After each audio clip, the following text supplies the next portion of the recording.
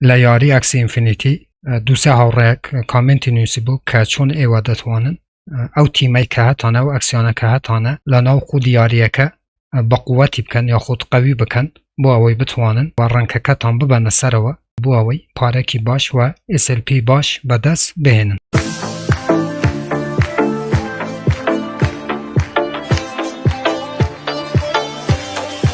بنای خواه صلاح و رانهی هم در شنه بن ساخو سلامت و تندروز بن انشالله. برازاندی سانه هم نیاد معین لخزمت ایوه بو پیشکش کردن ویدیوی کیتر لازنجیر ویدیو کانی بده سنانی پاره لانترنت لپیجی فیسبوکی بده سنانی پاره لانترنت هر و حالا چنل یوتیوبی بده سنانی پاره لانترنت با برازانه که یکم جارو چنل بینن لیره چنلی بده سنانی پاره لانترنت کمن نیاد معین هفتانه 4 ویدیو لاره یو چنل و بلا وکموه ایوه بی برانبر دستوانن درو الکترونیا کان و هر وها دلار امریکی به دست بهنن بو اوی ایوه هیچ اکل ویدیو کانی دا طول دست ندن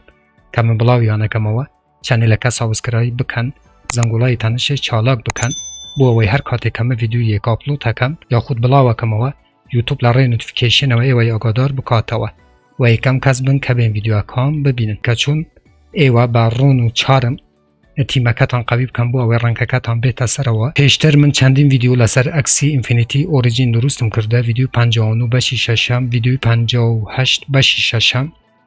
ویدیوی 53 ویدیوی 52 بشی ششم و هر وها ویدیوی 50 برون سیری او 5 ویدیو بکن بو اوی باش لیاری اکسی اینفینیتی تیپ گن و چونیتی دانان جزدان پاره تایبت به یاری اکسی اینفینیتی اوریجین و هر وها چونیتی درست کردن اکان و کرین اکسی و حتی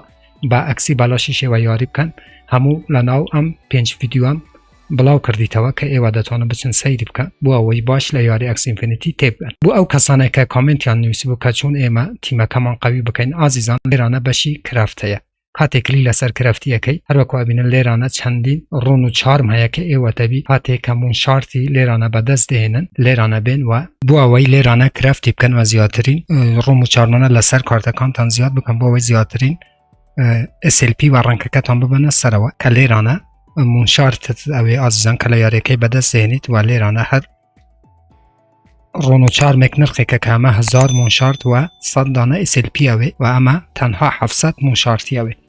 جا هر چند رونو چار مکه باشتر به ایوادتان لسر کارتکان تان زیاد کن و زیادترین SLP و رنککتان ببنه سروا که لیرانه هر وکو دچمه سر NFT اکانم یا خود اکسی اکانم لیرانه رونی زیاده که بونمونه هم شمشیره عزیزان که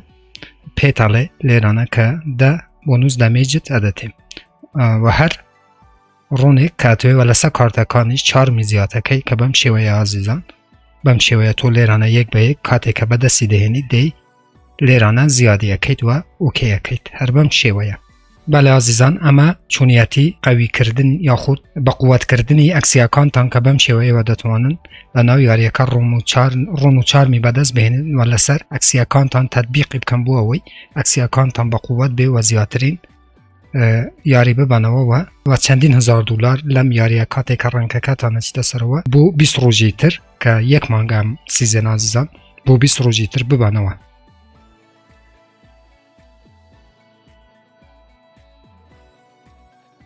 و بو او کسانش که اکسی بلاش بکاردهنه ناتوانن SLP بدست بهنن پیم ویا حتی که دو اکسی شد هبه که قریبت یکیش بلاش به دیسان ناتوانن SLP بدست بهنید هبه 3 اکسی که پارت پیداوه که قریبت دو کم لیران عزیزان که بکاری بهنید لناویاری که بو اوی بتوانی SLP بدست بهنید سیزن الفا عزیزان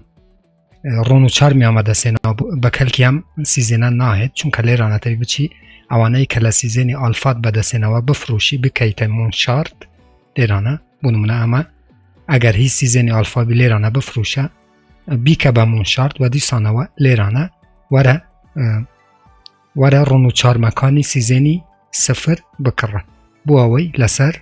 اکسیاکان دابنه بله عزیزانم ویدیوش لسر دواکاری ایوه بو هر بمشه و آسانه ایوه دتوانن زیادترین رونو چارم کوب کنه و یکم جار منشارتی کوب کنه و بکنه رونو چارم بو اوی لیاریه که ببنه و زیادترین پاره بدست بهنن هر رخنه کامنت بسیاره که بولجر ویدیو لا چنل یوتیوبم بنویسن من بچه‌وان جوابتان ادموه با ویدیو کیتر وبسایت کیتر اپ کیتر و هر و برنامه کیتر همو تام بخوای گورس پیرم و یارو پنای ایوه بیت خواد هم نگل